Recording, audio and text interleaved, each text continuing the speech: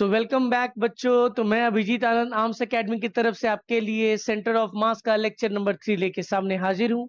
आज हम लोग लेक्चर 3 में motion of centre of mass के बारे में पढ़ेंगे। ये बहुत ही इंपॉर्टेंट टॉपिक इसी चैप्टर का है। बहुत ज्यादा एप्लीकेशन इसके आने वाले चैप्टर्स में नहीं मिलेंगे। तो इससे अगर इस चैप्टर से क्वेश्चन पूछा जाएगा तो ये स्पेसिफिक पॉइंट से पूछा जा सकता है जो इसी चैप्टर से ज्यादा रिलेटेड है। तो चलिए इसको अच्छे से देखते हैं, सीखते हैं और क्वेश्चन प्रैक्टिस करते हैं। चलिए, तो मजा आएगा। Motion of centre of mass. तो motion of centre of mass में क्या कहता है बच्चा? Velocity of centre of mass. जिस तरीके से हमने position of centre of mass निकालना सीखा था, उसी तरीके से अगर आप ध्यान दोगे, ये फॉर्मूला जो है ये आपका position of centre of mass के बारे में बताता है। इसके बारे में position of centre of mass. Wait a minute, just it has hanged a little bit. Position of centre of mass के बारे में ऊपर वाला फॉर्मूला बताता है। उसके बाद अगर मैं मान लो, अगर ये position of centre of mass के बारे में आपको बता रहा है, position of centre of mass, तो वो क्या, अगर उसी को हम डिफरेंशिएट कर दे दोनों side with respect to t, तो d of RCM position vector of centre of mass with respect to t मुझे क्या दे देगा? Velocity of centre of mass. और सारा डिफरेंशिएट होगा तो क्या हो जाएगा? तो यहां से एक फॉर्मूला आ रहा है अपना, v of center of mass is equal to m1 v1 vector plus m2 v2 vector plus m3 v3 vector plus dot dot dot dot dot dot up to mn vn vector divided by summation of all the masses. So m1 plus m2 plus m3 plus dot dot dot up to mn. आया ना? तो ये सारा formula आपका, ये जो formula आपका किसका बन जाएगा? वेलोसिटी ऑफ सेंटर ऑफ मास। अगर आगे बढ़े तो यहाँ हमारा क्वेश्चन आ गया है। इस क्वेश्चन को करते हैं, पहला क्वेश्चन ऑफ द डे है। फर्स्ट क्वेश्चन क्या कह रहा है, जरा इसे देखिए। तो अगर इसको ट्राई करते हैं तो देखते हैं क्या बोल रहा है। एक 1 kg का मास है जिसकी वेलोसिटी दी हुई है, एक 2 kg का मास है जिसका दो डायरेक्शन में एक वेलोसिटी दिया हुआ, उसको रिजॉल्व करने बोला जा रहा है। सिंस सेकेंड बॉडी का वेलोसिटी एक ना ही एक्स एक्सिस की तरफ है ना ही वाई एक्सिस की, तो हम रिजॉल्व कर सकते। बोलिए क्या हो जाएगा? इधर कितना आ जाएगा बच्चा? 10√2 cos 45 डिग्री आ जाएगी। ये क्या हो जाएगा? 10√2 इंटू 1/√2 हो जाएगा। ये √2 से √2 कैंसिल हो जाएगा। क्या आ रहा है अपना बच्चा? बोलिए 10 मीटर पर सेकेंड। हाँ या ना सर? उसी तरीके से वाई एक्सिस में भी वही 10 मीटर पर सेकेंड आ जाएगा। इतना कैलकुलेट करने की जरूरत नहीं है क्योंकि 10√2 का साइन 45 भी वही होता है। हाँ या ना? So now if I want to write out the velocity of centre of mass, I will write m1 1 into, अब velocity of centre of mass दो डायरेक्शन में आएगा, x में लगाएगा, y में लगाएगा। Velocity of centre of mass in x direction is equal to mass 1, इसको मान लिया अगर, तो 1 इंटू x डायरेक्शन में क्या है 10 प्लस सर 2 मास m2 इनटू x डायरेक्शन में क्या आ रहा है 10 divided by sir 2 plus 1 3 kg, क्या आ जाएगा 10 प्लस 20 30/10 30/3 दैट इज 10 मीटर पर second. In which direction? x direction. तो ये हमारा क्या आ जाएगा? आई कैप। अगर हम velocity of centre of mass in y direction निकालना चाहे तो क्या हो जाएगा? बोलिए सर 1 इंटू y डायरेक्शन की वेलोसिटी फॉर 1 kg क्या है? 0 प्लस सेकेंड बॉडी की y डायरेक्शन में वेलोसिटी क्या है? 10 मीटर पर second divided by 2 plus 1 that is equal to 20/3 that is equal to sir 6.33 j cap आ रहा है। हाँ या ना? क्या ये डिफिकल्ट है? तो बहुत आसानी से हम लोग दोनों बॉडी मींस दोनों बॉडीज का मिलाकर सेंटर ऑफ मास का वेलोसिटी इन एक्स और वाई आराम से फॉर्मूला से लगा निकाल पा रहे हैं। चलिए आगे बढ़ते हैं। So this is our second question. Second question में क्या बोल रहा है देखिए। आप इसको पॉज करके प्लीज खुद से भी ट्राई करो, this is basic conceptual question, तो इसको आप आराम से ट्राई कर सकते हो। सर मेरे पास एक बॉडी 2 kg और एक 1 kg है, now it has some another direction, it has some other direction, तो x और y के अलोंग अगर मैं उसे रिजॉल्व कर लूं तो मेरा ये इधर कितना आ जाएगा बच्चा, सर 5 cos 37 डिग्री। जैसे ही 37 और 53 डिग्री मिले, मुझे 37 ड्रॉ कर लेनी है, 3 से स्टार्ट होता है, सामने वाला 3 5 4, अब मैं आसानी से कर सकता हूं। और इधर वाली वेलोसिटी कितनी हो जाएगी सर, 5 sin 37 डिग्री। उसी तरीके से सर एक इधर वेलोसिटी आ जाएगी, एक इधर वेलोसिटी आ जाएगी, 10 cos 53 डिग्री और 10 sin 53 डिग्री, हाँ या ना। अगर मैं इसको कैलकुलेट करने जाऊं तो 5 इंटू कॉस 37 क्या हो जाएगा, base upon hypotenuse, sir 4 upon 5, that is 5 से 5 गया 4 मीटर पर सेकेंड। यहाँ पे क्या हो जाएगा सर, 5 इंटू साइन 37, साइन 30 3/5, 5 कितना हो जाएगा 3 मीटर पर second. Now since I have got in this one, इसमें भी निकाल लेते हैं, 10 इंटू कॉस 53 इज 3/5, 6 मीटर पर सेकेंड, और इसमें कितना आ जाएगा सर, 10 इंटू 4/5, 8 मीटर पर सेकेंड। चलिए देखते हैं। तो सर VCOM इन x डायरेक्शन क्या हो जाएगा, m1 कौन अपना 2 इंटू V1, अगर मैं x डायरेक्शन की बात करूं तो x डायरेक्शन में 4 आ रहा है, प्लस m2 कौन है 1 इंटू x डायरेक्शन क्या आ रहा है 6 आ रहा है, divided by 2 plus 1, 8 plus 6 divided by 3, it is 14/3 I cap, 14/3 I cap. Sir VCOM क्या हो जाएगा इन y direction, VCOM velocity of centre of mass in y direction क्या हो जाएगा sir, m1 2 into y direction में क्या है बच्चा बोलिए 3, प्लस सर इसका मास कितना 1, अब इसका y डायरेक्शन में सर नीचे की तरफ है, since we are considering the vector, so ऊपर का डायरेक्शन अगर पॉजिटिव है तो नीचे का direction negative, very important, you need to be very careful in writing the sign, किस डायरेक्शन में वेलोसिटी, अगर एक ऊपर में जा रहा है एक नीचे जा रहा है तो you have to change the sign plus minus, otherwise you will make mistake, है ना। तो क्या हो जाएगा बोलिए बच्चा, 1 into -8 divided by mass 2 plus 1, mass में प्लस माइनस नहीं होता है, वेलोसिटी में हो रहा है। सर 3 2 जा 6 -8, तो sir -2/3, that is sir -0.66 metre पर सेकेंड या j cap. Sir minus is denoting what, नीचे निगेटिव की तरफ, तो आप इसको डायरेक्टली ऐसे भी लिख सकते हैं 0.66 माइनस जे कैप, हाँ ना। तो एक सामने की तरफ एक नीचे की तरफ आपका वेलोसिटी आ रहा है। चलिए आगे बढ़े। Okay, acceleration of centre of mass, तो जिस तरीके से वेलोसिटी ऑफ सेंटर ऑफ मास था, अगर उसको डिफरेंशिएट कर दिया जाए विथ रिस्पेक्ट टू टी तो मेरा ये आ जाएगा, तो हम आराम से लिख सकते हैं sir, acceleration of centre of mass is equal to m1 a1 vector plus m2 a2। ये चैप्टर का फॉर्मूला बहुत ही आसानी तरीके से अपने से भी लिखा जा सकता है, सो इस चैप्टर का फॉर्मूला बहुत टफ नहीं है।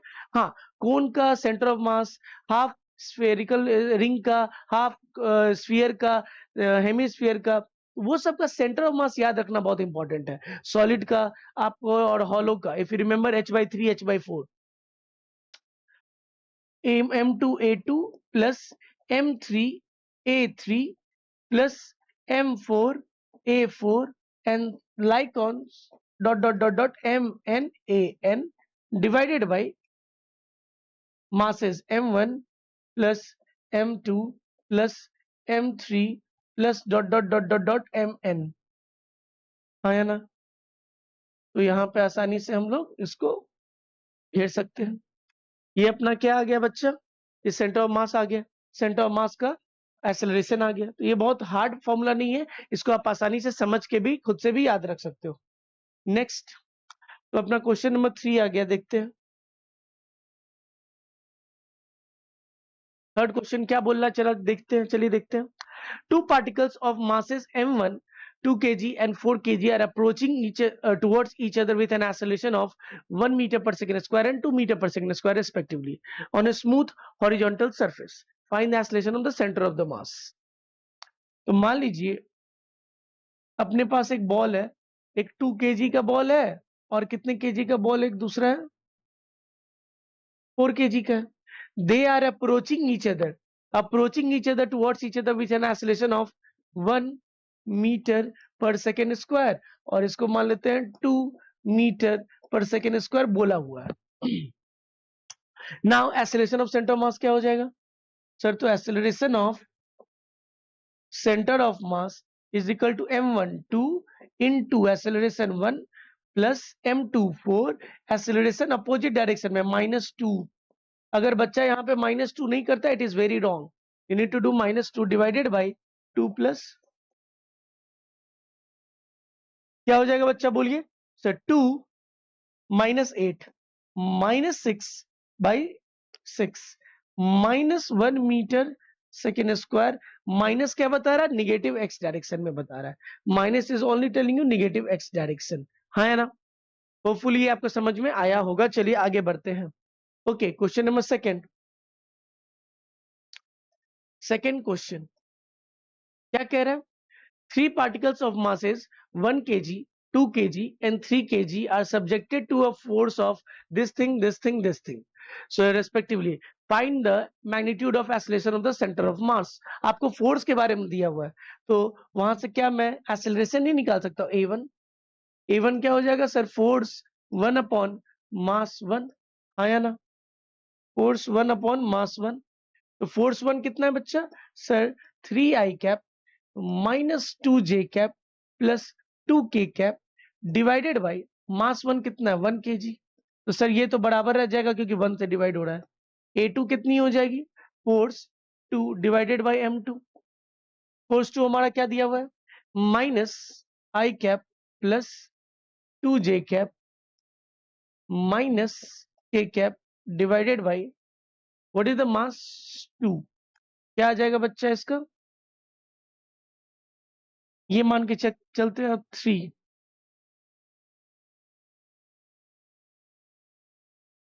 क्या दिया हुआ है? I प्लस J प्लस बोलिए बच्चा क्या दिया हुआ? Plus K. Yes, K divided by what is the mass? 3 kg. So 3. So now the acceleration of center of mass is equal to m1 a1. m1 a1 अगर m1 और a1 multiply करेंगे तो m से m cut जाएगा. So it will be something like m1 a1 m1 a2 plus m3 a3 divided by m1 plus m2 plus m3. तो अगर मैं वो करूंगा भी तो मासेस कट जाएंगे, तो बेसिकली फोर्स ही होगा 3i cap minus 2j cap plus 2k cap, यही ऐड होगा plus sir m2 into a2 को अगर मल्टीप्लाई करेंगे तो कट जाएगा. तो minus I plus 2j minus k plus I plus j plus k divided by masses अगर करें तो 3 plus 2 plus 5 plus 1. So 1 plus 2 plus 3. So what it will be? So 3 minus 1, 3 minus 1, 2, 2 plus 1, 1, 1 gone. So 3i cap plus minus 2 plus 2 gone plus 1 j cap plus 2 minus 1, 1, 1 plus 1 is 2 k cap divided by 6. So it will be something like 1 by 2 I cap plus 1 by 6 j cap plus 1 by 3 k cap is the acceleration of center of mass. हाँ या ना? Is the acceleration of center of mass. Is the acceleration of center of mass. चलिए next आगे बढ़ते हैं. So this is our which question? Okay, sorry. So it was 3 and 4. Last question was 4. This is 5th. So this was 4, I think. This is 4th number question.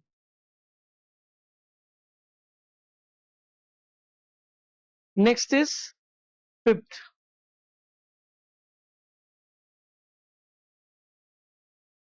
Fifth number question. चलिए, for a given system, find out the acceleration of the center of the mass. Sir इसमें for a given system, तो पहले एक बात बताओ, हमारा body कौन सा हो जाएगा? ये m1 और m2, ये दोनों बॉडी का एक्सेलरेशन पहले निकालना पड़ेगा, कितना हो जाएगा?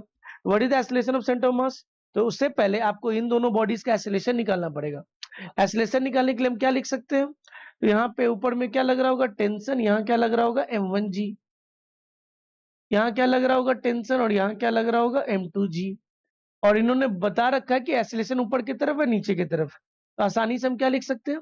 Sir acceleration is equal to F net divided by mass of the system.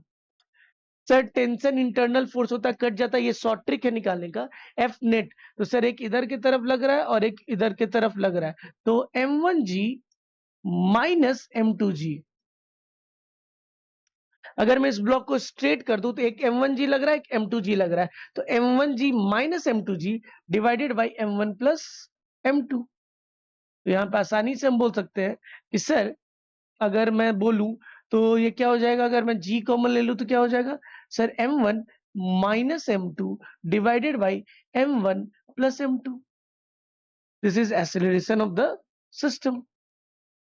अब अगर मुझे acceleration of the centre of मास चाहिए, तो बहुत बच्चा बोलेगा सर इसी को ले लो ना सेंटर ऑफ मास। सर ये बॉडी भी जा रहा है एक्सेलरेशन से, ये बॉडी भी जा रहा है एक्सेलरेशन, सेम एक्सेलरेशन से, तो सेंटर ऑफ मास को भी जाना चाहिए सेम एक्सेलरेशन से, बट डायरेक्शन अपोजिट है। एक नीचे की तरफ जा रहा है, एक ऊपर की तरफ जा रहा है, तो आपको देखना पड़ेगा।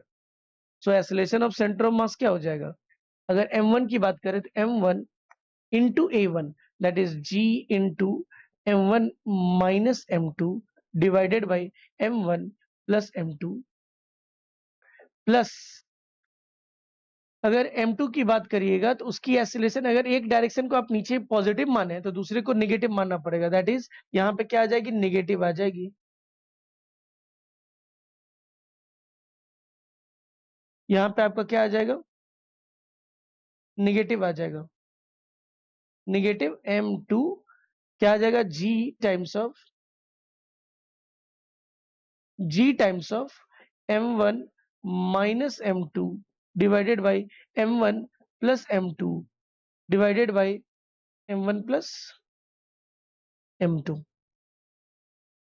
Acceleration is m1 a1 plus m2 a2 divided by m1 plus m2।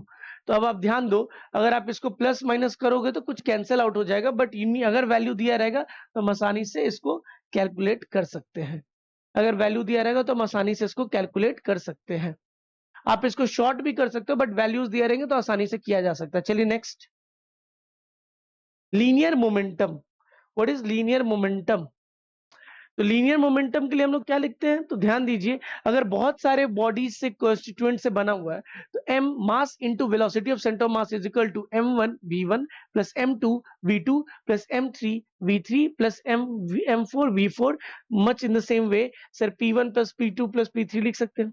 So mass into velocity of centre of mass is nothing like momentum of centre of mass, is momentum of centre of mass. तो Newton second law से हम क्या बोल सकते हैं? Sir force external जो system पे लगता है, force external causes what? Rate of change of momentum. Sir D M V C O M भी तो लिख सकते हैं, आया ना, बाई डी टी। ये भी बहुत इंपॉर्टेंट फॉर्मूला बनता है from the Newton second law of motion for a system of bodies, जिसका velocity of centre of mass हम निकाल सकते हैं आराम से। ये भी दो इंपॉर्टेंट फॉर्मूला बनता है। चलिए आगे बढ़ते हैं, देखते हैं क्या दिया हुआ है। So see there is question given over here. Question number, अगर हम ध्यान दें तो क्वेश्चन नंबर कौन सा है ये? 6 number question. 6 number question, two bodies of masses 10 kg and 2 kg are moving with this thing and this thing respectively.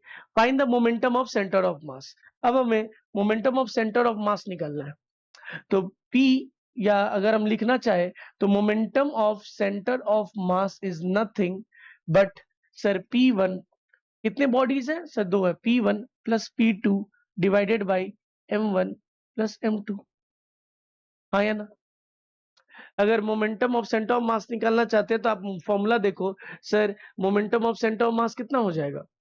तो सर पीसीएम लिख देंगे, momentum of centre of mass is equal to m1 v1 plus m2 v2 plus m3 v3, हाँ है ना? तो masses से divide नहीं होता है, यहाँ पे मासेस से आपको डिवाइड नहीं करना है। Momentum of centre of mass क्या हो जाएगा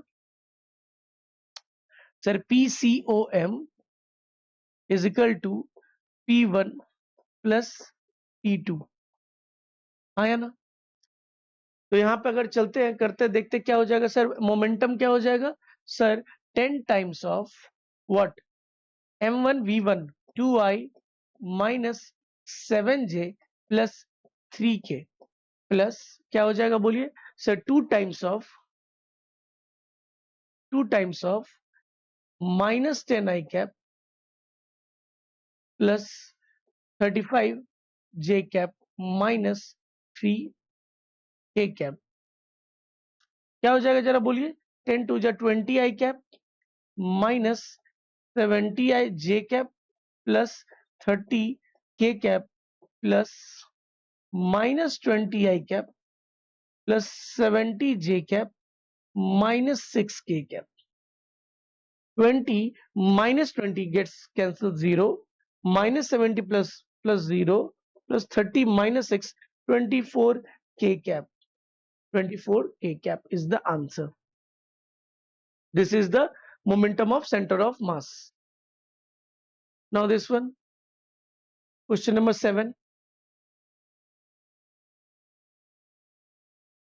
क्या बोल रहा है? Two particles of masses m1 1 kg and 0.5 kg are moving in the same direction with a speed of mass and speed as given on a smooth horizontal surface. Find the speed of the center of the mass. Speed of the center of mass VCM क्या हो जाएगा? VCM is m1 v1 plus m2 v2 plus m3 v3 divided by m1 plus m2 plus m3 v. तो आराम से हम क्या बोल सकते हैं?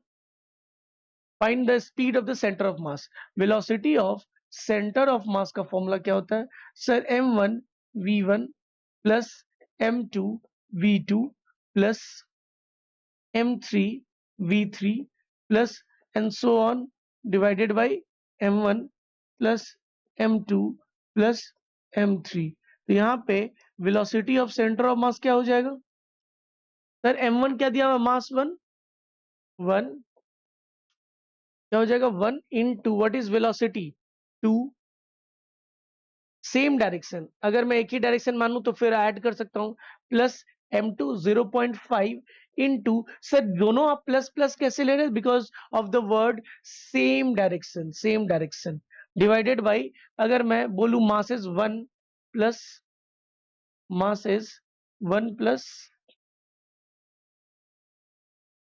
1 into 2 plus 0.5 into 6 divided by 1 plus 0.5 कितना हो जाएगा? 2 plus 6 5 33 divided by 1.5 5 by 1.5 that is equal to 50 upon 15 that is 10 upon 3 that is 3.33 meter per second.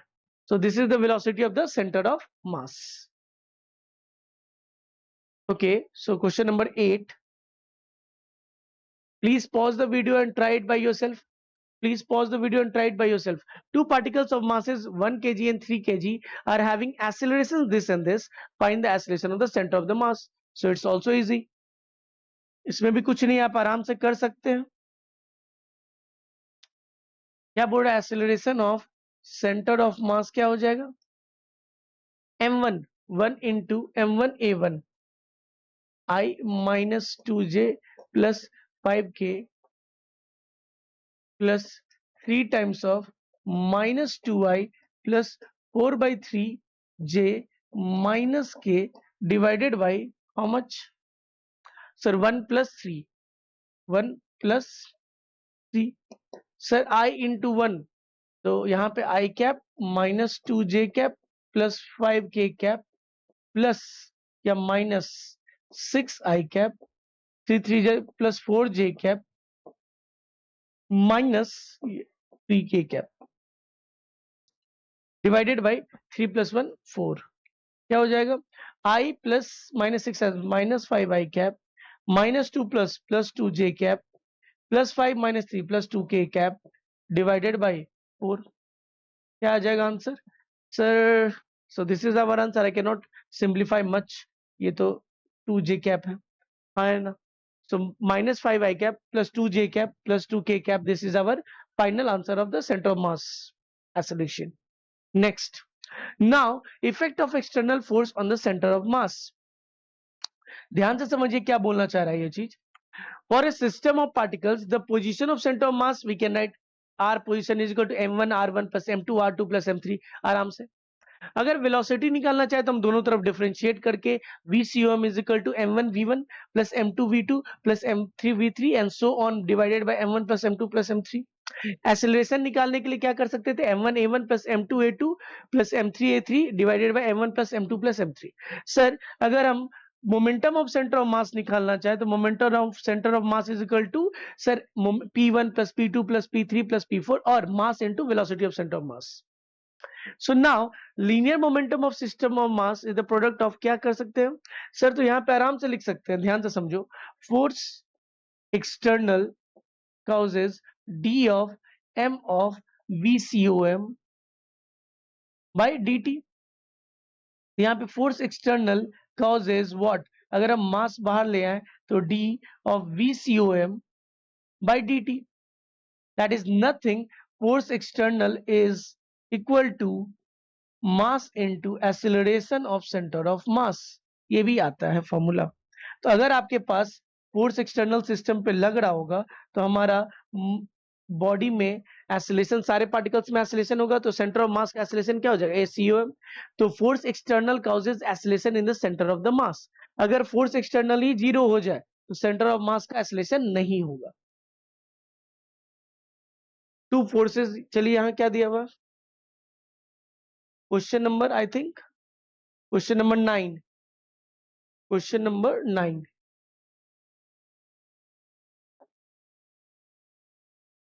क्या बोल रहा है? टू फोर्सेस इतना इतना are acting on a particle of mass इतना इतना. Find the acceleration of the centre of the मास.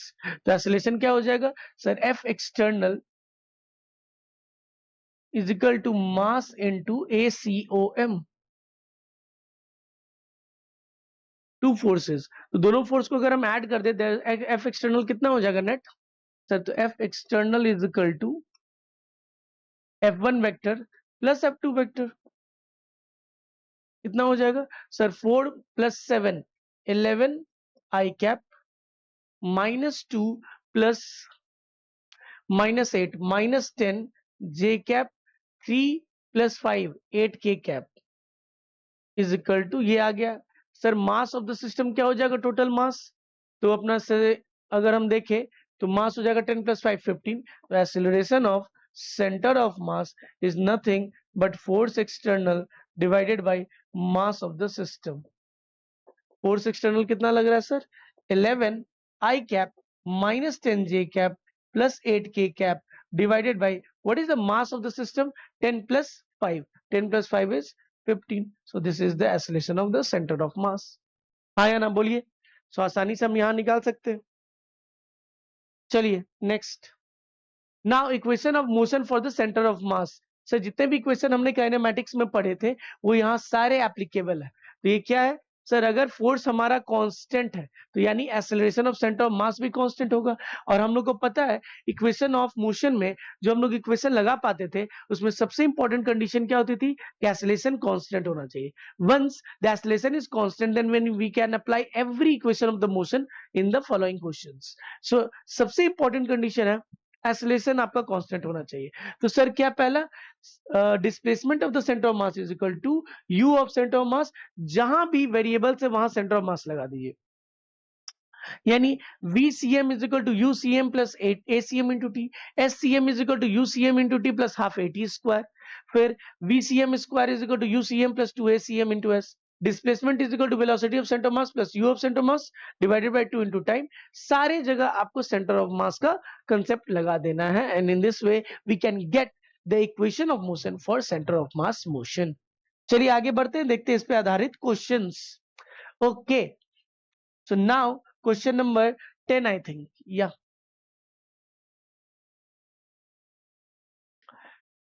क्या बोल रहा है बच्चा? ये अगर block A and B are kept on a smooth horizontal surface given equal speed एक 2 एक -2 in the opposite direction as shown in the figure. तो at time t is equal to 0 the position of centre of blocks are shown, जो position of block है origin और ये 4.5 metre पे, then the coordinate of the centre of mass of the block at time t is equal the coordinate of centre of mass of the two block, centre of mass का after 3 second क्या हो जाएगा? तो sir coordinate मतलब displacement, तो displacement क्या हो जाएगा? Displacement is equal to UCM plus, मेरे को u, अगर मुझे 3 सेकेंड के बाद u सेंटर ऑफ मास पता रहे,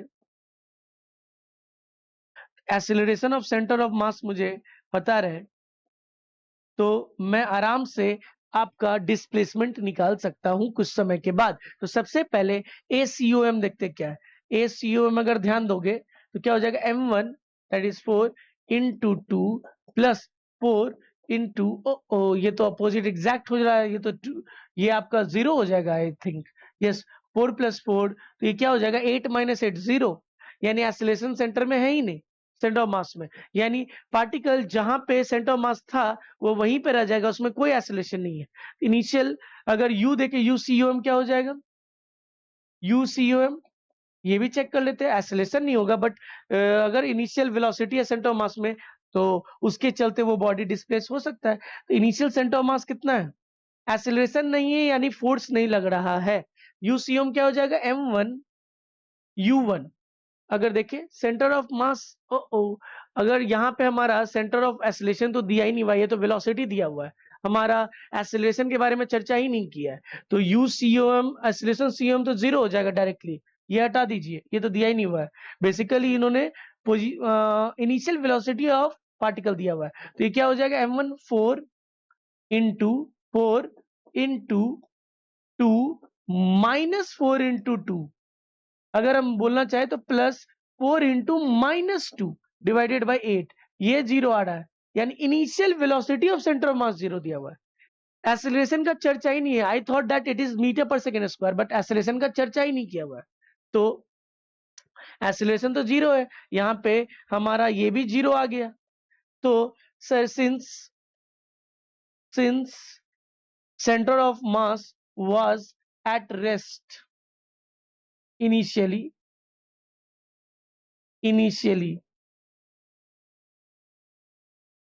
and acceleration of center of mass is 0 implies delta x COM will be 0, change in the position of the center of mass will be 0, delta x will be 0, तो उसके चलते क्या होगा sir? तो मैं initial x initial निकाल लेता हूँ, implies sir x final minus x initial must be 0, implies जो फाइनल पोजीशन वही होगा जो इनिशियल पोजीशन था। चलिए चेक कर लेते हैं, x COM कितना था बच्चा? सर m1 x1 मास कितना है? 4 into position is 0 plus 4 into sir 4.5 divided by 8, तो क्या हो जाएगा सर? आई थिंक 2.25 मीटर पे सेंटर ऑफ मास होगा सर इनिशियली, क्योंकि दोनों का मास सेम है तो बीच में कहीं सेंटर ऑफ मास रहेगा, यहीं कहीं रहेगा, और ये दोनों बॉडी वहीं आके टकराएगा, सेंटर ऑफ मास वहीं रह जाएगा। क्यों? क्योंकि initially centre of mass rest पे था, कोई फोर्स भी नहीं लग रहा है, तो सिस्टम एक्सेलरेट भी नहीं हो रहा है, सिस्टम बस ऐसे मूव कर रहा है, तो कोई फोर्स नहीं लगा। अगर तुम नेट वेलोसिटी देखो तो ये बॉडी इधर जा रहा है, ये बॉडी इधर जा रहा है, net in centre of mass का वेलोसिटी भी 0 हो जा रहा है, मींस उसका पोजीशन चेंज नहीं होगा। Very nice question. Now special case what it is saying, this is what we discuss in the earlier question, यही हमने डिस्कस किया कि अगर फोर्स एक्सटर्नल 0 है, ठीक है, and initial velocity of the centre of मास भी 0 है, सेंटर ऑफ मास मूव नहीं कर रहा है, then acceleration of the centre of mass 0 होना चाहिए क्योंकि फोर्स 0 है। और एक्सीलरेशन क्या होता है सर? फाइनल वेलोसिटी, अगर एक्सीलरेशन नहीं तो final velocity is equal to initial velocity, वो भी 0 हो जाएगा, तो यानी पार्टिकल का सेंटर ऑफ मास का पोजीशन चेंज ही नहीं करना चाहिए, क्योंकि ना फोर्स नहीं लगा तो एक्सीलरेशन नहीं है, और initially centre of mass rest पे है तो वो मूव कैसे करेगा? Thus sir centre of mass will not move, obviously बात है, चेंज इन पोजीशन होगा ही नहीं, change in position of centre of mass, यानी delta x of center of mass will be 0, delta x of center of mass will be 0, तो delta r COM क्या हो जाएगा? डेल्टा r मतलब change is not only x direction, we can say what, we can say one thing कि sir सिर्फ particle X motion X direction में ही थोड़ी मूव कर सकता है, ये delta R C M is zero हो जाएगा. Change in the position of the centre of mass will be zero. दो कंडीशन पे, if F external must be zero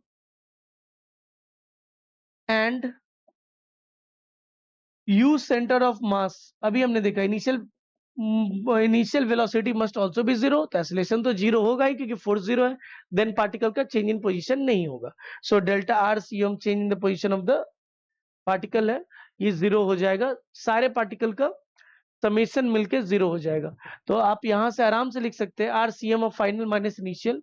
तो हम आराम से लिख सकते हैं कि summation of change of position, summation of, कैसे लिख सकते हैं sir, delta R C O M क्या होता है sir, m1 into delta r1 plus m2 into delta r2 plus m3 into delta r3 plus dot dot dot dot dot plus mn into delta rn must be divided by m1 plus m2 plus m3 plus dot dot dot mn will be, अगर ये zero है implies sir, अगर implies क्या कर सकते हैं हम sir, m1 delta r1 plus m2 delta r2 vector plus dot dot dot dot mn delta rn must be equal to zero. ये बहुत इंपॉर्टेंट कंडीशन है. अभी आने वाले सारे क्वेश्चंस में हम लोग यही कंसेप्ट का यूज करेंगे. बहुत इंपॉर्टेंट कंसेप्ट है that mass into position, change in the position of the first particle m1 into delta r1 plus m2 into delta r2 सारे को मिलकर कितना होना होगा, जीरो, क्योंकि क्रॉस मल्टीप्लाई करने पे जीरो आ रहा है. हाँ या ना. आई होप ये चीज आपको समझ में आया हो और इसको आप अच्छे से इंपॉर्टेंट तरीके से लिख लीजिए. बहुत इंपॉर्टेंट है. इसका एप्लीकेशन हम लोग आने वाले क्वेश्चंस में करने वाले हैं. इसका एप्लीकेशन हम लोग आने वाले क्वेश्चंस में करेंगे. चलिए, जैसे अपना क्वेश्चन नंबर 11, आई थिंक 10 हमने कर चुका है, क्वेश्चन नंबर 11 हमारे पास आ चुका है. क्या बोर्ड है, चलिए देखते हैं. Two particles of mass 2 kg and 4 kg are present on a fixed distance from each other as shown in the figure. Okay, it is not shown in the figure, but we will see. If 2 kg mass is displaced towards the left by 8 meter, then find out the what distance 4 kg should be displaced so that center of mass remains at position. मान लेते हैं 2 kg यहाँ पे है अपना और 4 kg यहाँ पे है अपना 4 kg, और उनके बीच में डिस्टेंस हम लोग कुछ x मान लेते हैं. तो उसके बीच में हम लोग डिस्टेंस a मान लेते हैं. कितना मान लेते हैं, a. मान लो ऐसा दिया हुआ था क्वेश्चन में. ठीक है, 4 kg है, 4 kg. ओके, एक 2 kg एक 4 kg है. Now what is saying, if initially if two particles are present at a fixed distance a, if 2 kg is displaced towards the left by 8 meter. अब मेरा क्या हुआ है, इस लाइन से 2 kg यहां आ गया है. How much it has been displaced, I don't know. We know how much it has been displaced, 8 meters है. तो अगर सिस्टम ऑफ मास कहीं बीच में या हैवी के तरफ था, अगर एक पार्टिकल को मैं लेफ्ट मूव करूंगा तो obvious by sense we know एक दूसरे पार्टिकल को राइट मूव करना पड़ेगा so that centre of mass वहीं पे रह जाए. तो आप एक बात बताओ, ये वाले लेवल से, अब यहां बोल सकते हैं कि मुझे नहीं पता, बट मैं मान लेता हूं कितना मैंने डिस्प्लेस किया है. यहाँ पे 4 kg आ जाएगा और उसकी डिस्प्लेसमेंट हम लोग कुछ यक्स मान लेते हैं. कितना डिस्प्लेसमेंट उस पोजीशन से मान लेते हैं, x. So that centre of मास अगर वो यहां कहीं था तो वो अभी भी यहीं कहीं रहे. सेंटर ऑफ मास डिस्प्लेस नहीं करना चाहिए. 8 मीटर अगर शिफ्ट किए तो वो सेंटर ऑफ मास को लेफ्ट नहीं मूव करने के लिए हम कितना उसको एक्स डिस्प्लेस करेंगे. तो चलिए देख लेते हैं. दैट इज डेल्टा XCOM क्या होता है sir, m1 delta x1 plus m2 delta x2 divided by क्या हो जाएगा बच्चा, m1 plus m2. Sir since मेरा सेंटर ऑफ मास डिस्प्लेस नहीं होना चाहिए, जीरो होना चाहिए। तो this into this is zero implies mass 1 2 kg into वो कितना डिस्प्लेस हुआ है, तो 8 मीटर डिस्प्लेस हुआ है निगेटिव साइड में, तो -8 मैंने ले लिया है। क्या ले लिया है? -8 प्लस मास क्या है 4 kg इंटू डिस्प्लेसमेंट x मान लेता हूँ राइट साइड में, डिवाइडेड बाई का जरूरत ही नहीं है, ये मिलके क्या होना चाहिए? जीरो। यानी -16 must be equal to -16 plus 4x must be equal to 0 implies 4x is equal to 16 implies x is equal to 4 metre. यानी कितना उसको डिस्प्लेस होना है? 4 मीटर राइट साइड में डिस्प्लेस होना है, so that centre of mass अपना position shift नहीं करे। हाँ या ना? I hope you are getting it. I hope you are getting it what I am trying to convey. आराम से आपको बातें समझ में आ रही हैं।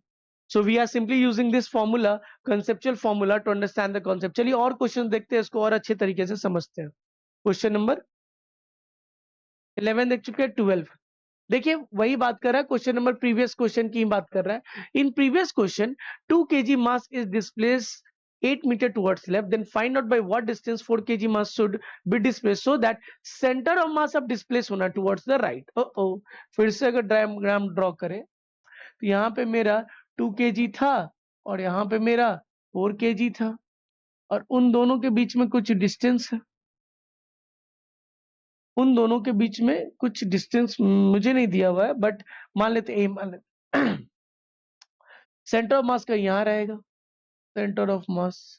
अब अब क्या बोला जा रहा है कि सर 2 kg मास ना डिस्प्लेस हो गया, यहाँ आ गया है 2 kg mass is displace towards left. How much?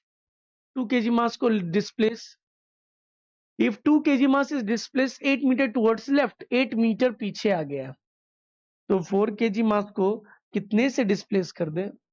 मान लेते हैं यहां डिस्प्लेस कर दिए x से 4 kg मास, सो दैट आपका सेंटर ऑफ मास कितना शिफ्ट हो जाए? सेंटर ऑफ मास भी आपका शिफ्ट होना है, यहां आ गया है और ये 2 मीटर है। सेंटर ऑफ मास का डिस्प्लेसमेंट कितना है? 2 मीटर टुवर्ड्स द राइट। हाँ या ना? तो चलिए शुरू करते हैं। डेल्टा XCOM क्या होता है बच्चा? Sir M1 delta X1 plus M2 delta X2 divided by, बोलिए सर M1 प्लस M2, हाँ या ना? Divided by M1 plus M2। Sir ये कितना हो जाएगा? क्वेश्चन में ये दिया हुआ है, ये 2 होना, 2 is equal to mass 1 sir 2 into displacement कितना हुआ है? -8 प्लस सर मास 2 कितना? 4, उसको हम डिस्प्लेस x किए divided by sir m1 plus m2 यानी 2 प्लस 4। अगर मास करे 6 2 जा 12 is equal to -16 plus 4x, तो 4x क्या हो जाएगा? 28 इंप्लाइज x कितना हो जाएगा? 7 मीटर। 7 मीटर से मुझे उसको डिस्प्लेस करना पड़ जाएगा, सो दैट सेंटर ऑफ मास इस बार डेल्टा XUM में कितना डिस्प्लेसमेंट है? 2 मीटर का डिस्प्लेसमेंट है। इट्स अ गुड क्वेश्चन, अच्छा मजा आया। चलिए नेक्स्ट क्वेश्चन देखते हैं। Okay, this is called mass plank system. तो इसको हम लोग करते हैं, मास प्लैंक सिस्टम से। तो चलिए इस क्वेश्चन को सॉल्व करते हैं, और ऐसे क्वेश्चंस को हम लोग ना क्या बोलते हैं? Man plank problem. इसको, इसका नाम क्या है बच्चा? इसके नाम को थोड़ा सा आपको समझा देता हूं। ऐसे प्रॉब्लम्स को हम लोग क्या बोलते हैं? Man plank problem. इसको प्रॉब्लम को क्या बोला जाता है? Man plank, PLNACK, plank problem.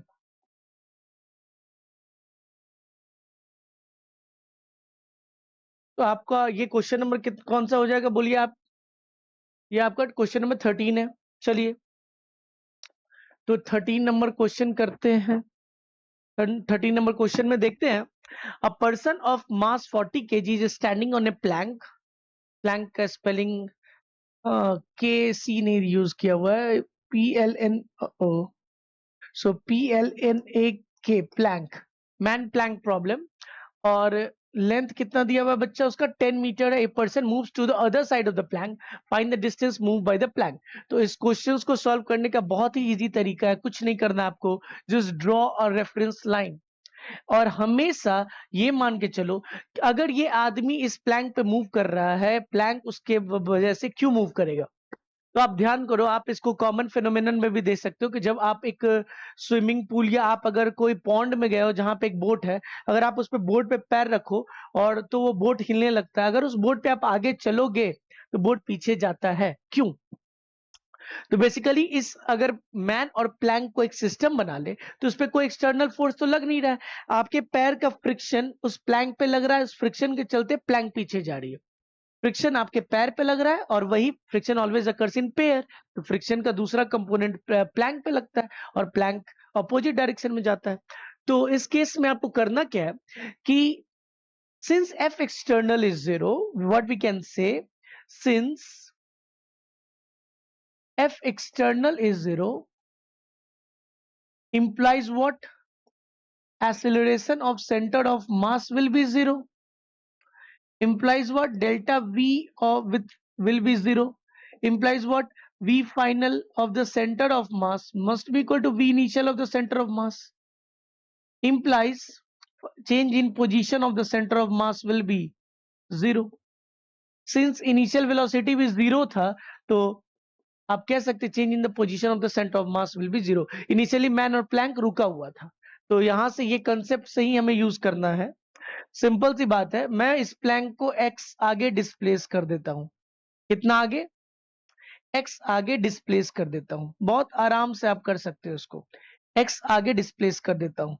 और आदमी कहां चला गया अगर आप बात करो तो, person of 40 kg mass is standing on the plank of length L 10 meter if the person moves to the other side of the plank। अब इंसान थोड़ी देर बाद यहां आ जाएगा, then tell me क्या हो जाएगा, बोलिए बच्चा। what we can say, sir, delta x center of mass is equal to m1, मास ले लेते हैं 40 into displacement। शुरुआत में इसका कोऑर्डिनेट लिख लीजिए 0,0।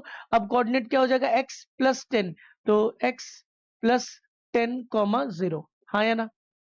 शुरुआत में प्लैंक का डिस्प्लेसमेंट तो m1, इसका डिस्प्लेसमेंट मैन का डिस्प्लेसमेंट कितना हो जाएगा sir, x plus 10 minus 0 plus final coordinate minus initial coordinate that is the displacement, plus अगर इस बोट या प्लैंक का मास जाने तो मास ऑफ प्लैंक कितना दिया हुआ 60 kg। What is the displacement of the plank? Displacement of the plank is x, we have supposed it, divided by what, tell me sir, 40 plus 60।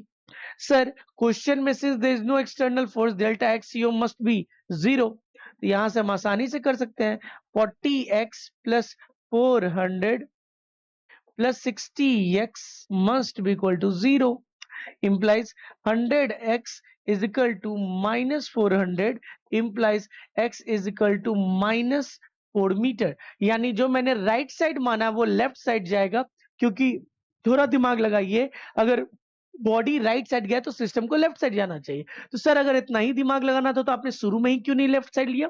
क्योंकि राइट साइड में करने में आपका कैलकुलेशन और समझ बहुत इजी हो जाएगा। If you will take to the left side then आपको प्लस माइनस सोचना पड़ेगा, उसमें आपको ज्यादा डिफिकल्टी आएगी। इस केस में आपको डिफिकल्टी कम आएगी। तो ऐसे प्रॉब्लम से हमेशा मान लो कि प्लैंक भी राइट साइड जा रहा है, बॉडी भी राइट साइड जा रहा है। हम और भी क्वेश्चंस देखेंगे, इसको और भी ढंग से समझने का प्रयास करते हैं। देखिए नेक्स्ट क्वेश्चन क्या, क्वेश्चन नंबर 13, 12, 13, 14। चलो इसको देखते हैं। Two persons A and B are standing on a plank as shown in the figure। चलिए इस बार दो आदमी है और प्लैंक है। A and B interchange their position, find the displacement of the plank। कुछ नहीं करना, अगेन फिर से ड्रॉ कर लीजिए। मान लीजिए प्लैंक x डिस्प्लेस हुआ है, कितना डिस्प्लेस हुआ है x, कितना डिस्प्लेस हुआ है x डिस्प्लेस हुआ है। आदमी अपना पोजीशन इंटरचेंज कर लिया है, तो एक आदमी यहां आ गया होगा, एक आदमी यहां आ गया होगा, सर वो तो शुरुआत में भी था, बट यहाँ पे बी आ गया होगा, यहाँ पे ए आ गया होगा। ए का मास 40 kg है और बी का मास 60 kg है, और प्लैंक का मास तो 100 था ही, प्लैंक का मास 100 तो था ही। चलिए आपको कोऑर्डिनेट लिखने आना चाहिए सो दैट आपका काम आसान हो जाए। तो कोऑर्डिनेट लिखिए सर, 0,0 था और ये 10,0 था, तो सर ये अब कितना हो जाएगा, ये आदमी का x,0 और ये आदमी का कितना हो जाएगा 10 प्लस x,0। तो अगर मैं डेल्टा एक्स सीओम लिखता हूं, delta x COM is equal to mass 140 into change in the position, पहले 0 से चला गया 10 प्लस एक्स पे, तो कितना displacement 10 plus x plus sir mass 260, initially था 10 पे, फाइनली आ गया x पे, तो sir x minus 10, final position minus initial position is the displacement, plus sir plank 100 kg, वो डिस्प्लेस तो x ही हुआ है क्योंकि सॉरी वो प्लैंक x डिस्प्लेस मैंने किया है। चलिए क्या हो जाएगा बोलिए sir, divided by 40 plus 60 plus 100, कोई फर्क नहीं पड़ता, क्रॉस मल्टीप्लाई होगा, delta x must be 0, implies 400 plus 40x plus 60x plus minus 600 plus 100x must be equal to 0। तो क्या हो जाएगा sir 40 plus 60 100x plus 200x minus 200 is equal to 0, implies x is equal to 1 metre आ जाएगा आपका 1 metre. हाँ या ना, इन क्वेश्चन में x इज इक्वल टू, अब इस बार मेरा since the value is coming as positive, यानी वो राइट साइड ही डिस्प्लेस हुआ होगा। क्यों सर, क्योंकि देख लो 60 kg ने अपना मास भी तो चेंज किया है, इधर आ गया वो, तो यहाँ पे बहुत आसानी से हमने ये क्वेश्चन को सॉल्व किया। नेक्स्ट क्वेश्चन देखते हैं। ओके नेक्स्ट क्वेश्चन, और अगेन हमारे पास एक क्वेश्चन है, question number 15 A block of mass m is sliding along the wedge of mass m. When a block reaches, this block reaches the lowest point, find the displacement of the wedge. तो हम मान लेते हैं system फिर से आगे, क्योंकि यहाँ पे कोई एक्सटर्नल फोर्स नहीं है कौन सा है सर, mg है। सर एक्सटर्नल फोर्स तो है mg लग रहा होगा, बट x डायरेक्शन में there is no external force, यहाँ पे in x direction no f external is 0, implies acceleration of center of mass must be 0, implies delta v of the center of mass will be 0, implies delta x cum, since v initial is equal to v final is equal to 0, implies delta x of the center of mass must be equal to 0। हाँ या ना, delta x centre of mass must be 0। तो sir फिर से वही कर लेते हैं, लाइन खींच लेते हैं और रेफरेंस के रेस्पेक्ट में मैं मान लेता हूं वेज यहां चला गया है, हाँ या ना, तो रेफरेंस के रेस्पेक्ट में मैं मान लेता हूं वेज कितना डिस्प्लेस कर गया सर, एक्स डिस्प्लेस कर गया है, और मेरा ब्लॉक जो है वो कहाँ आ गया होगा, कुछ नीचे आ गया होगा सर, वो नीचे आ गया होगा। तो चलिए अगर मैं लिखना चाहूं तो सर इसकी इनिशियल पोजीशन क्या रही होगी सर, इसकी पोजीशन जो भी है, अगर हाइट एच है तो एच कॉमा सॉरी 0,एच मान ले, 0,एच, और ये क्या हो जाएगा सर, एल है और x, l plus x comma 0। तो मैं एक्स डायरेक्शन में delta x COM, change in the position in the centre of mass of x is equal to mass 1 छोटे वाले को मानता हूं, m इंटू डिस्प्लेसमेंट क्या हुआ, इनिशियल 0 है, फाइनल l प्लस एक्स है, तो l plus x in plus m times of x, ये बड़ा वाला मास भी तो x घसक गया, divided by m plus m।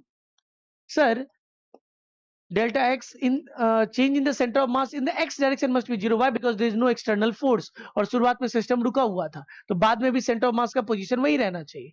तो सर क्रॉस मल्टीप्लाई करेंगे तो ml plus mx plus mx must be equal to 0, implies क्या हो जाएगा बच्चा बोलिए, पूरा दिमाग लगाइए। अगर मैं x कॉमन ले लूं तो sir m plus m times of minus ml हो जाएगा, इंप्लाइज x कितना आ रहा है sir, minus ml plus divided by m plus m। So this is the net displacement of the centre of mass from the initial position. So x कितना displace, ये system, ये veg left right direction में मैंने positive माना, answer negative आ रहा है, left में जाएगा वो उतना, हाँ या ना। Next question, Okay, this is our last question. Again, this is also similar type of question. A sphere of mass m is rolling down a wedge of capital mass m wedge पे. When a sphere reaches at the lowest position, then find the distance moved by the wedge. मुझे नहीं पता, but मैं मान लूंगा कितना wedge move किया है, x move किया है. तो फिर से मैं wedge को बना देता हूँ. अगर मैं wedge को बना दूं,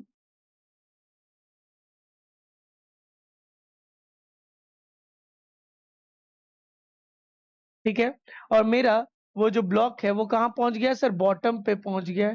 तो मान लेते हैं वो कितना डिस्प्लेस हुआ है सर? इस पोजीशन से अगर हम नापे तो ये पोजीशन मुझे निकालना पड़ेगा, और ये पोजीशन में x मान लेता हूँ डिस्प्लेस हुआ है. हाँ या ना? पोजीशन x डिस्प्लेस हुआ है, मैं ये लेंथ को कंसिडर नहीं कर रहा हूँ. तो एक बात मुझे बताओ, फिर से y डायरेक्शन में सर mg है, बट x डायरेक्शन में कोई एक्सटर्नल फोर्स नहीं है. नॉर्मल लग रहा होगा, नॉर्मल बैक लग रहा होगा, अगर सिस्टम को कंसीडर करें तो net external force is 0. So again delta x com, again delta x com is equal to mass m into sir इसकी इनिशियल कोऑर्डिनेट अगर मैं ध्यान दूं तो ये मान लेते हैं कितना हाइट ऊपर होगा, रेडियस 0, r रहा होगा. अब ये कितना आ गया x प्लस ये r रेडियस, x प्लस अगर इसके रेस्पेक्ट में अगर सोचूं तो r रहा होगा, इसके रेस्पेक्ट में अगर सोचूं तो ये r ऊपर था. अब यहाँ पे सर x और r, तो ये इसका फाइनल कोऑर्डिनेट कितना हो जाएगा? x plus r comma 0. हाँ या ना?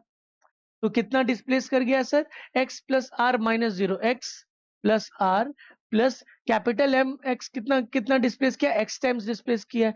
कैपिटल m जो है वो x डिस्प्लेस किया है, डिवाइडेड बाई जो भी है m प्लस m. लिखने की जरूरत नहीं है क्योंकि ये डेल्टा x यूएम तो 0 होना चाहिए सर.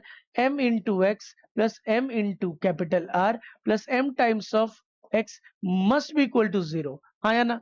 तो यहां से अगर मैं x कॉमन ले लूं तो m plus m that is equal to minus m times of radius. So x क्या आ जाएगा? Minus mr divided by m plus m.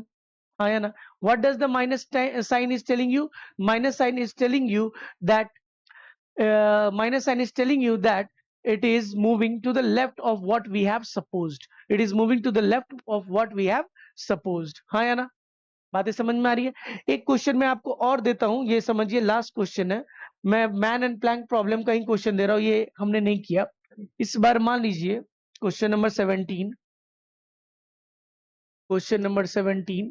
मान लीजिए मेरे पास एक प्लैंक है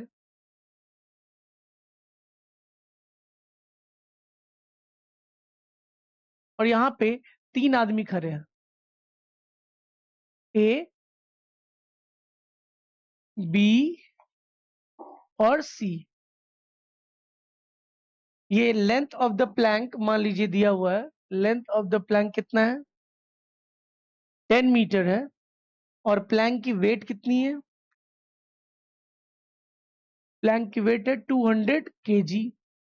इस आदमी की है 40 केजी, इसकी है 60 केजी और इसकी है 50 KG. Now A and C interchange their position.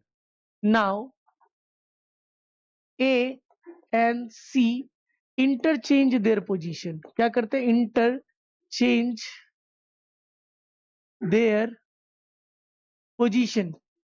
Find the displacement of plank.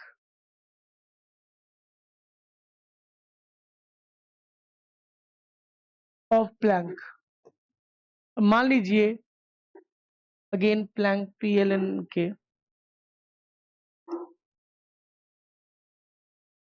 अगर ऐसा डिस्प्लेसमेंट होता है तो चलिए फिर से वही चीज है, कंसेप्चुअली ये सेम है. Again we will draw like this. Now we will displace the body by x. यहां पे मैं किसको बना दूंगा? यहां पे मैं C वाले को बना दूंगा, यहां पे मैं A वाले को बना दूंगा और यहां पे मैं जो आदमी था ये B वाला ही रहेगा. Suppose that plank has moved by how much? Again by x. Find the coordinates. Coordinates will be what? Tell me. Says 0, 0. Why to write the y coordinate if the body is only moving in x direction? तो ये कितना हो जाएगा sir? 5, 0 ये कितना हो जाएगा 10,0। अब ये कितना हो जाएगा सर x, 0, ये हो जाएगा x प्लस 5,0, ये हो जाएगा x प्लस 10,0। आया ना। और इसकी वेट अभी भी तो वेट तो सबकी सेम ही रहेगी, वेट लिखने का जरूरत नहीं, 200 kg ही रहेगा जो वेट्स है। तो अगर मैं डेल्टा एक्स सीओएम फाइंड करूं, आया ना, अगर मैं डेल्टा एक्स सीओएम फाइंड करूं तो सर m1 डेल्टा अगर लिखता जाता हूं सर डेल्टा एक्स सीओएम मास 1 मान लेता हूं एक को, 40 इंटू सर इनिशियली उसकी पोजीशन 0, फाइनली उसकी position x plus 10, x plus 10 plus second body 60 kg को मान लेता हूं तो 60 इंटू उसकी पोजीशन डिस्प्लेस, सर वो बीच में था, अभी भी बीच में, नो, प्लैंक एक्स शिफ्ट हो गया, फाइनल माइनस इनिशियल करिए, एक्स आ जाएगा डिस्प्लेसमेंट, प्लस अगर मैं सी की बात करूं, सी की वेट है 50 इंटू सर फाइनली उसकी पोजीशन एक्स प्लस 10 माइनस 10, तो एक्स ही होगा।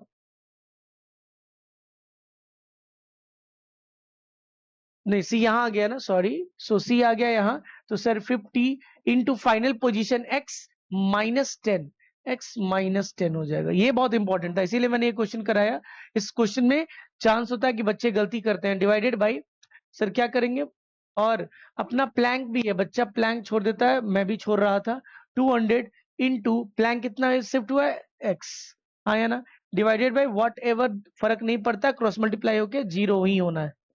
So what it will be, 40x plus 400 plus 60x plus 50x minus 500 plus 200x must be equal to 0। तो क्या आ जाएगा बोलिए, 40x plus 60, 100, 150, 350, 350x plus 400 minus 100 minus 100 must be equal to 0। x is equal to 0 implies x is equal to कितना हो जाएगा बोलिए sir, 100 by 350, 2 by 7 meter, 2 by 7 meter। I hope I am doing the calculations right। 40x plus 400, 60x plus 50x minus 500 plus, okay, minus 500 plus 200x, okay, right? So 40 plus 60, 100, 150 and 350, 350 plus 400 minus 500 minus 100, 100, 100 by 350, yeah। So this was the question for means man plank problem जिसमें 3 आदमी involve है, और I hope कि आपको concept समझ में आया होगा। चलिए आज के लिए इतना ही रहने देते हैं, फिर नेक्स्ट क्लास में हम लोग और सेंटर ऑफ मास के बारे में देखेंगे, and then we will do the collision, और बहुत अच्छे तरीके से कोलिजन करेंगे, क्योंकि collision is one of the most important topic of our 11th and 12th physics, तो उसको आपको अच्छे से करना होगा, and then we will move to rotation. Till then take care, bye bye, अपना मेहनत करिए, खूब मन लगा के पढ़िए।